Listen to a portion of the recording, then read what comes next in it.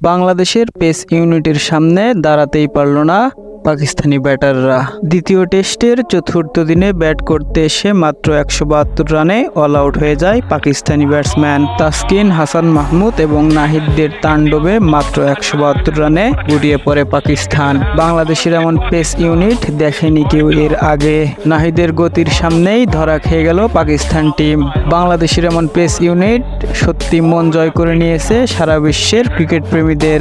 আজকে এই টেস্ট ম্যাচের চতুর্থ দিনের শেষ বিকেলে অল আউট হয়ে যায় পাকিস্তান 184 রানের লিড ছুড়ে দেয় বাংলাদেশের সামনে। আজকে বাংলাদেশের বোলাররা যেমন দুর্দান্ত বল করে পাকিস্তানের কাছ থেকে ছোট্ট একটি লক্ষ্য দাঁড় করাতে পেরেছে। এখন বাংলাদেশের ব্যাটারদের দায়িত্ব শেষ পর্যন্ত দেখে শুনে ম্যাচটা জিতে নেওয়া। আর এই ম্যাচটা জিততে পারলেই পাকিস্তানের সাথে প্রথমবারের মতো টেস্ট সিরিজ জয় করা হবে বাংলাদেশের। দর্শক, বাংলাদেশ কি পারবে 184 রানের লক্ষ্যে পৌঁছাতে এবং বাংলাদেশকে একটি দুর্দান্ত টেস্ট সিরিজ জয় এনে দিতে? মন্তব্য করুন কমেন্ট বক্সে।